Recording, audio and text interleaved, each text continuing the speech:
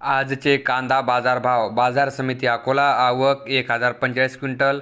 कमीत कमी दर 600 रुपये, जास्तीत जास्त दर 1700 रुपये, सर्वसाधारण दर 1200 रुपये क्विंटल.